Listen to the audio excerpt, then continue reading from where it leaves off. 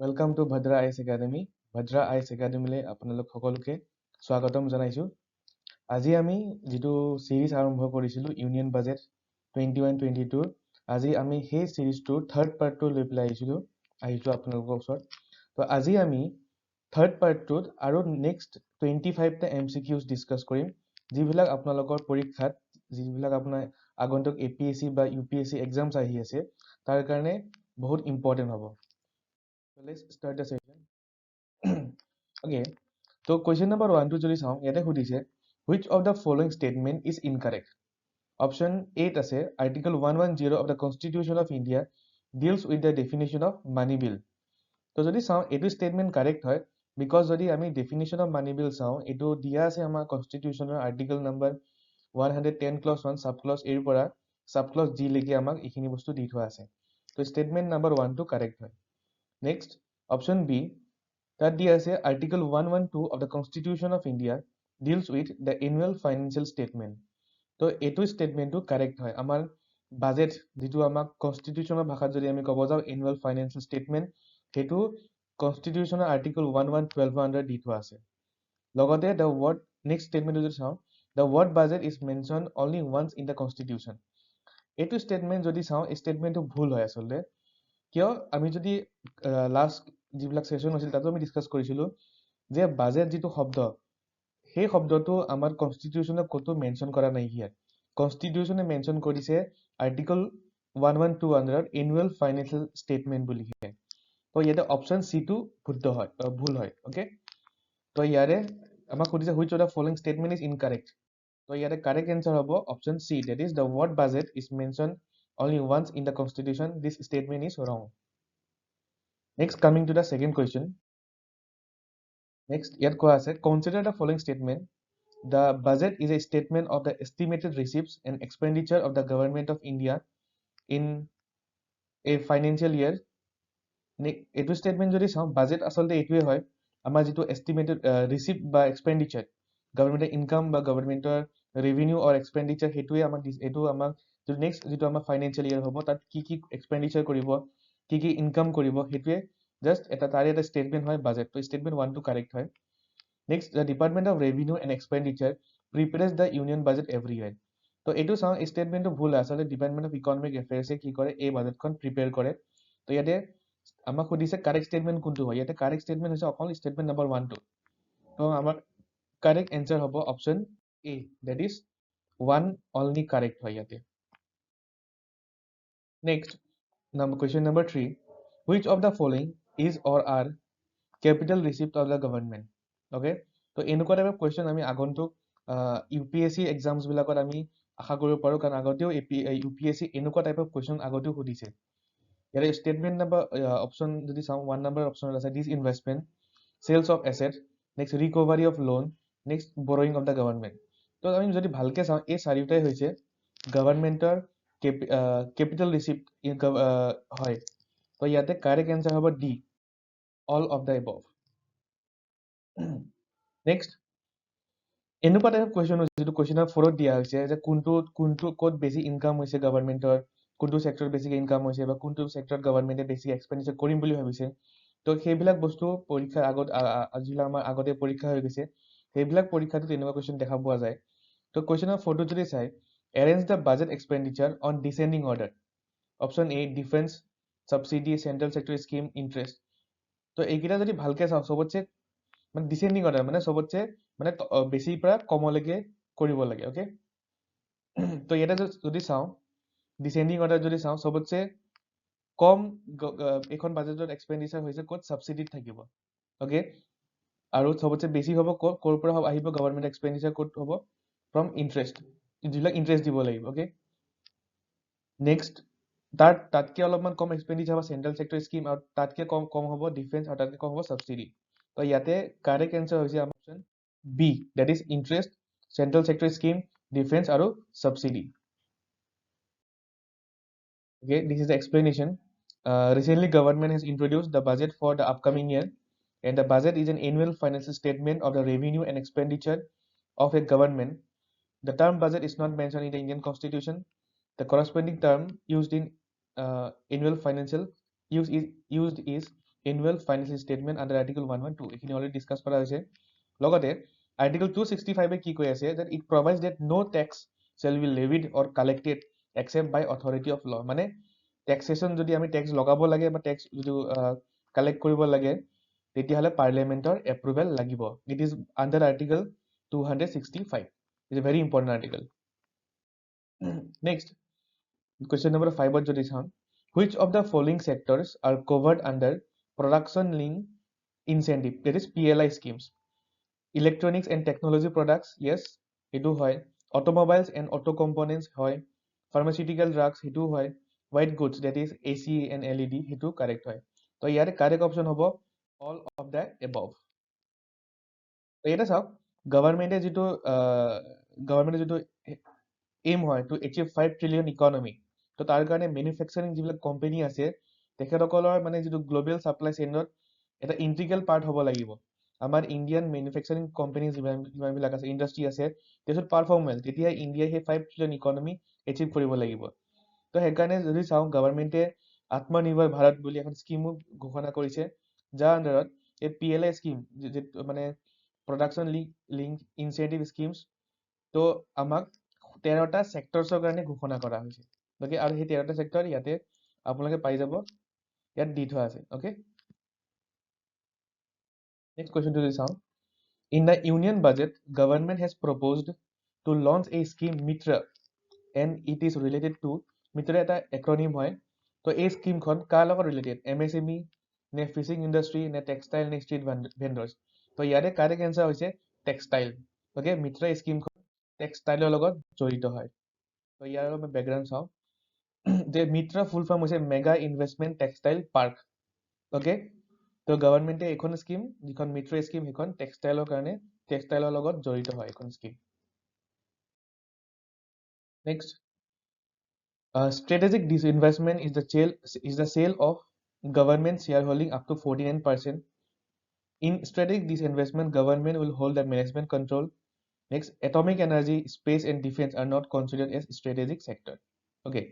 So ইয়াতে চাওক ইয়াতে কারেক্ট আনসার কি হ'ব all of the sorry ইয়াতে আমাক আসলে ইয়াত খুঁজে কোনটো ইনকারেক্ট সুধিছে তো ইয়াতে কি হৈছে এই তিনিটা স্টেটমেন্টে ভুল হয় আসলে চাওক স্ট্ৰেটেজিক ডিসইনভেস্টমেন্ট মানে কি ডিসইনভেস্ট মানে কি হৈছে ডিসইনভেস্টমেন্ট মানে হৈছে আলটিমেটলি গভৰ্ণমেণ্টৰ যিমানবিলাক শ্বেয়াৰ হোল্ডিংছ আছে সেইবিলাক মানে বেছি দিয়াটো ওকে দ্যাট ইজ ডিসইনভেস্টমেন্ট তো স্ট্ৰেটেজিক ডিসইনভেস্টমেন্ট মানে কি হয় জাস্ট গভৰ্ণমেণ্টে গোটেইখিনি বস্তু বেছি নিদিয়ে গভৰ্ণমেণ্টে জাস্ট মেনেজমেণ্ট কণ্ট্ৰলটো বেলেগত মানে প্ৰাইভেটলৈ পঠাই দি দিব মানে ওকে এতিয়া মেনেজমেণ্ট কণ্ট্ৰল যদি গভৰ্ণমেণ্টৰ হাতত থাকিবলগীয়া হয় তেতিয়াহ'লে গভৰ্ণমেণ্টে 50% বা 51 মানে 51%কে মানুহ হ'ব লাগিব তেতিয়া গভৰ্ণমেণ্ট তাৰ মালিক হ'ব বা মেনেজমেণ্ট কণ্ট্ৰলটো থাকিব তো যেহেতু গভৰ্ণমেণ্টে মেনেজমেণ্ট কণ্ট্ৰলটো ট্ৰেন্সফাৰ কৰিব বিচাৰিছে আণ্ডাৰ ষ্ট্ৰেটেজিক ডিসইনভেষ্টমেণ্ট তো এটলিষ্ট 50% অৰ মোৰ তো ইনভেষ্টমেণ্ট কৰিব লাগিব ওকে নট 49% তো ষ্টেটমেণ্ট 1 আৰু 2 টো ভুল হয় নট 49% আৰু যদি ষ্ট্ৰেটেজিক ডিসইনভেষ্টমেণ্ট কৰে তেতিয়াহ'লে গভৰ্ণমেণ্টে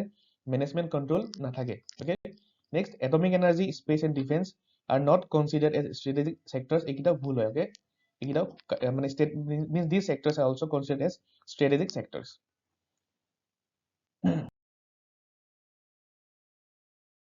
next question number 8 এখন স্কিমৰ বিষয় আছে যিখন এবাৰ বাজেট স্পিচত আছিলে প্ৰধানমন্ত্ৰী মাতৃ বন্দনা যোজনা okay is a maternity benefit was introduced in 2017.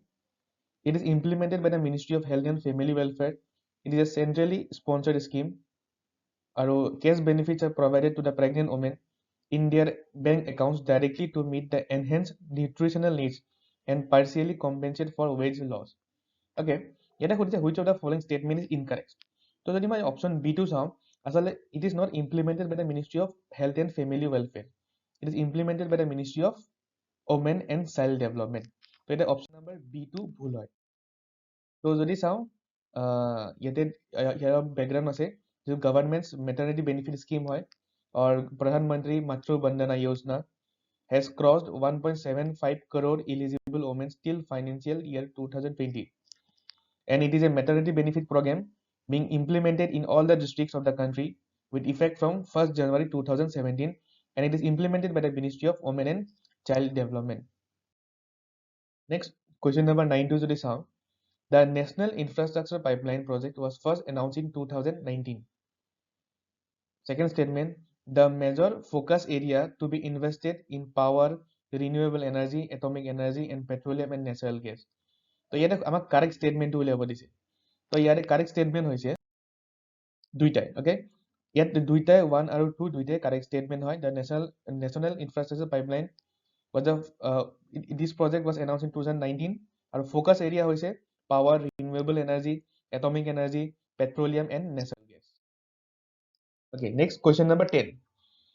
Development Financial Institute provide financial as well as the technical support to various sectors. Next, in the union budget, 2 lakh crore has been provided to capitalize a proposed DFI, that is Development Financial Institute for Infrastructure Project. So, ইয়াতে খুদিছে আমাক কোনটো correct statement হয়. যদি চাওঁ 22 lakh crore, এটা বহুত ডাঙৰ amount, তো অলপমান হ'লেও সন্দেহ হৈছে। আচলতে এইটো হৈছে actually 20,000 crore. Okay? তো তাতে যদি চাওঁ 20,000 crore, তো second statement ভুল আছিলে, আমাৰ first statement টো correct আছিলে. Okay? The next question to আমি চাওঁ. Question number 11, that is InvITs.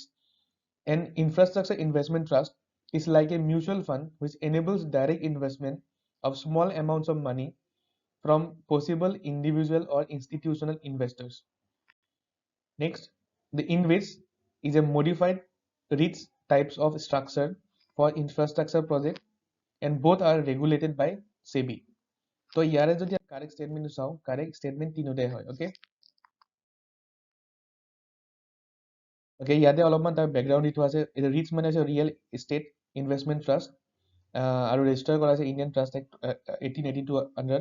তো এইবিলাক কেতিয়াবা ইম্পৰ্টেণ্ট হৈ যায় যে এই বস্তুটো কিহৰ আণ্ডাৰ ৰেজিষ্টাৰ কৰা হৈছে, যে কোম্পানীজ এক্টৰ আণ্ডাৰত, নে ছ'চাইটিজ এক্টৰ আণ্ডাৰত, নে কোনটো এক্টৰ আণ্ডাৰত ৰেজিষ্টাৰ কৰা হৈছে।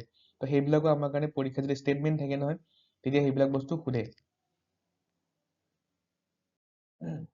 Next, this asset monetization recently seen in news and budget speech of finance minister means. The asset monetization recently seen in news and budget speech of finance minister means option A, sale of assets, B, creation of supporting assets, C, capital restructuring, and D, none of the above. Here the correct answer is C, that is capital restructuring.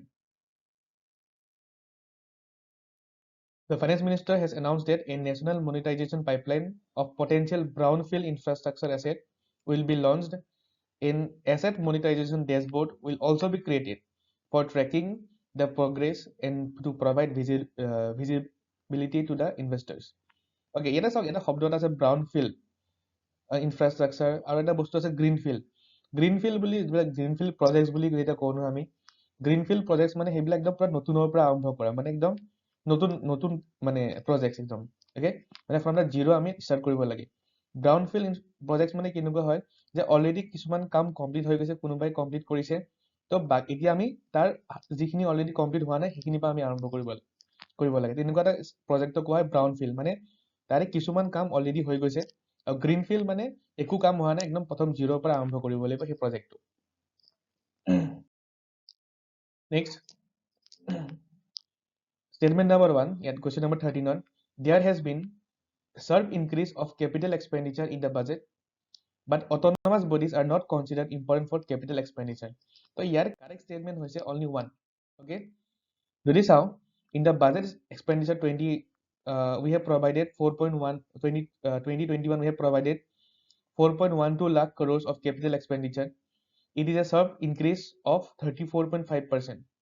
Okay, of this, finance minister has kept a sum of more than 44,000 crore in the budget head of the Department of Economic Affairs to be provided for the projects, programs, or departments that show good progress of capital expenditure and are in need for further funds. Over and above that, this expenditure, we would also be providing more than 2 lakh crores to states and autonomous bodies for their capital expenditure. So এইটো আছিলে finance minister আমাৰ budget স্পিচটো, okay? তাৰ পৰা এইটো লোৱা হৈছে। Next, question number 14, to further augment road infrastructure, which of the following statement have been given more priority? Tamil Nadu, Kerala, West Bengal, Assam. তো কালি আমি যেতিয়া ডিছকাছ কৰিছিলোঁ আমি চাইছিলোঁ কালি আমি অসমৰ কাৰণে এটা কুৱেশ্যন আছিলে MCQ ডিছকাছ কৰিছিলোঁ তেতিয়া আমি বেকগ্ৰাউণ্ডটো চাইছিলোঁ যে তেনেকুৱা হাইৱেজ তেনেকুৱা ৰোড ইনফ্ৰাষ্ট্ৰাকচাৰ বনাব বিচাৰিছে গভৰ্ণমেণ্টে ক'ত ক'ত ফ'কাছ কৰিছে তামিলনাডুত কৰিছে কেৰালাত কৰিছে ৱেষ্ট বেংগলতো কৰিছে অসমতো কৰিছে তো ইয়াতে মানে এই চাৰিখন ষ্টেটতে গভৰ্ণমেণ্টে প্ৰায়ৰিটি দি আছে ফৰ মানে মেকিং মোৰ ৰোড ইনফ্ৰাষ্ট্ৰাকচাৰ বা হাইৱেজ অ'কে তো ইয়াতে অপশ্যন ডি কাৰেক্ট হ'ব অল অফ দ্য তো চাব পাৰে কালি যিটো আমি ডিছকাছ কৰিছিলোঁ যে তামিলনাডুত 3,500 কিলোমিটাৰ অফ নেশ্যনেল হাইৱে বনাব with an investment of 1.03 lakh crore.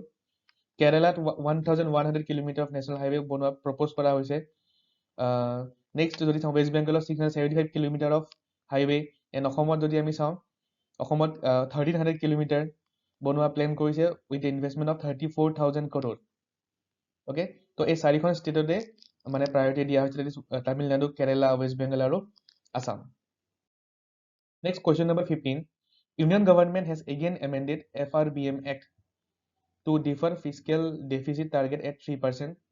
The fiscal deficit is counted on GDP at current market price, and the fiscal deficit is considered more worse than revenue deficit.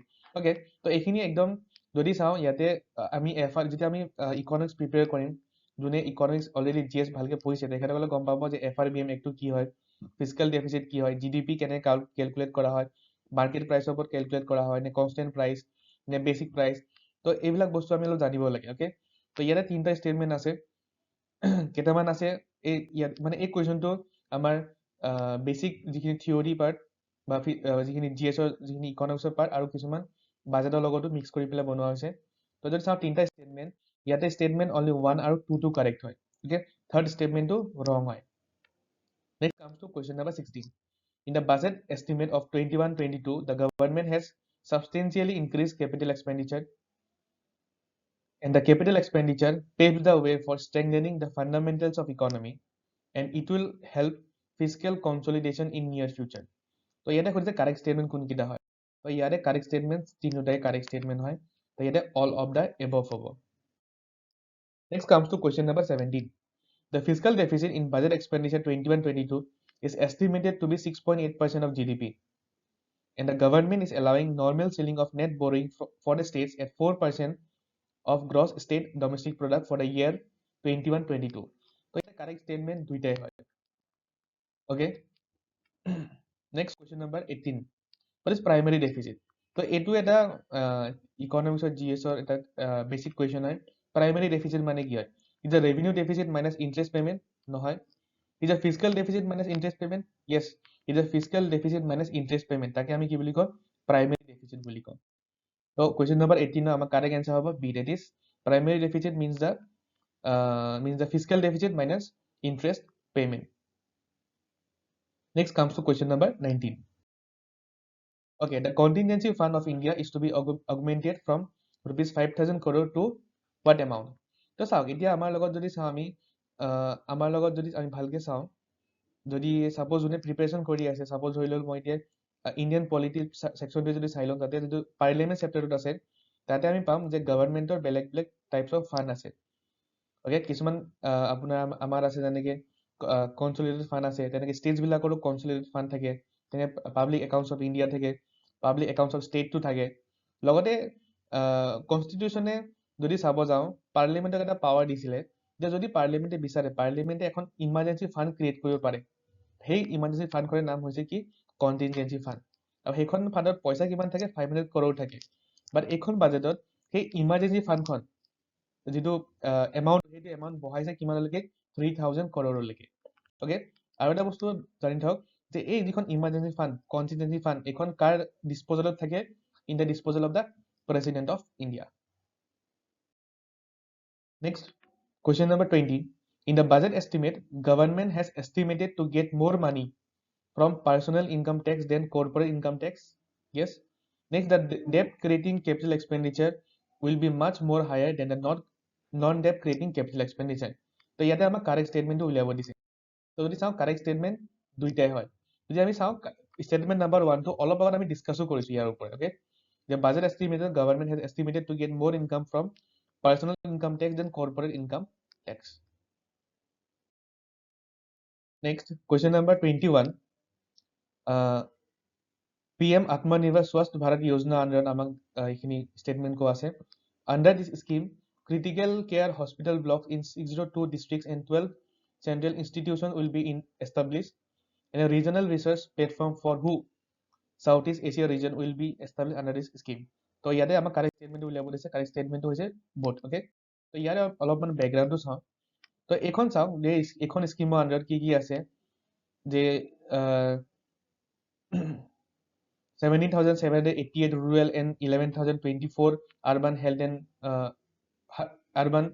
and wellness center বনোৱা হ'ব okay তাৰ উপৰি কিছুমান critical care hospital block বনাব in 602 district and 12 central institution তেনেকৈ বহুত steps লোৱা হৈছে এইখন স্কিমৰ আণ্ডাৰত PM আত্মনিৰ্ভৰ স্বাস্থ্য ভাৰত যোজনা আণ্ডাৰত আৰু এইখন স্কিমৰ যদি চাই এমাউণ্টটো যদি চাই কালি আমি ডিছকাছ কৰিছিলোঁ এৰাউণ্ড 64,180 crore আছে এইখিনি পইচা এষ্টিমেট কৰা হৈছে they will spend over a period of 6 years. Next, bed bank. Okay, এইটো বস্তু আমি নিউজত বহুত দেখা পাইছো bed bank often seen in news means a bank with great number of liability than asset. No. A bank is suffering from high level of NPA. No. A bank cannot manage its day-to-day function. That's also not correct. D. A bank that buys the bad loans of other lenders and financial institutions to help clear their balance sheet. So ইয়াতে যদি চাওঁ ইয়াতে option D টো correct হয় bed bank মানে কি হৈছে এনেকুৱা এটা বেংক যোনটোৱে বেলেগ এটা বেংকৰ যিবিলাক বেড লোনছ মানে যিবিলাক লোন ৰিপেমেণ্ট হোৱা নাই ষ্ট্ৰেছ এছেট বা NPA হৈ গৈছে সেই লোনবিলাক সিহঁতে কিনি লয় যাতে সেই বেংকটোৱে যিটো বেংকৰ পৰা কিনিছে সেই বেংকটোৱে কি কৰিব পাৰে নিজৰ যিটো বেলেঞ্চ শ্বীট আছিলে সেইটো ক্লিয়াৰ কৰিব পাৰে okay So Reserve Bank of India has also suggested the establishment of bed bank and suggested name like Private Asset Management Company and National Asset Management Company. And the finance minister this year, she has proposed for stress asset resolution for the setting up of an asset reconstruction company and asset management company. Okay, so এইখিনি বস্তু আমি কালি অলপমান discuss কৰিছিলো Next come to question number 23. The share of railway in the union budget has been increased since final year 18 till 21-22 and the railway budget has merged with the union budget since 2017. Okay, আমি গম পাওঁ যে union বাজেটৰ লগত railway budget merge কৰি দিয়া হৈছিল আগতে বেলেগ বেলেগ আছিলে তো এটা কাৰেক্ট ষ্টেটমেণ্টটো হৈছে only 2 okay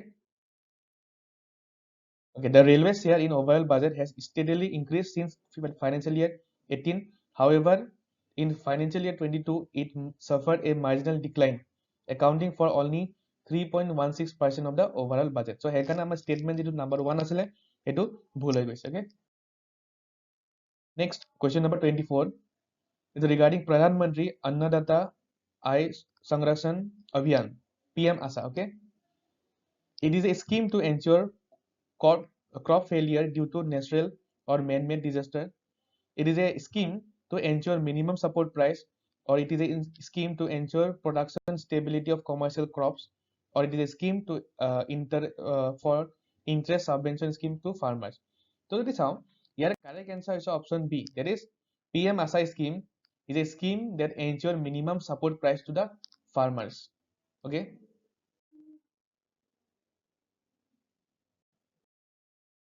next comes the last question that is question number 25 in the statement di thua ase there has been an increase of 137% in budget allocation for health and well-being তো এইটো আমি already discuss কৰিছিলো যে এবাৰ বাজেটত আমাৰ budget যিটো এক্সপেন্ডিচাৰ সেইটো বহুৱা হৈছে কিমান বহাইছিল 137% আছিলে সেইটো আমি গম পাওঁ out of this rupees 50,000 crore for COVID-19 vaccine সেইটো statement ভুল হয় আমি গম পাওঁ 50,000 নহয় বুলি and the made in India pneumococcal vaccine to be rolled out across the country from present 5 states to avert 50,000 child deaths annually okay এইটো statement correct হয় okay so statement number 1 or statement number 3 to correct হয় আৰু statement number 2 to ভুল হয় কাৰণ 50,000 নহয় it is 35,000 crore for COVID-19 vaccine in budget expenditure 21 and 22 okay so সেইকাৰণে statement number 2 to ভুল আছিল আৰু 1 আৰু 3 to correct আছিল so that's all for today so next কাইলৈ বা যেতিয়া আহো আমি next আমি 25 টা more 25 question আমি discuss কৰিব try কৰিম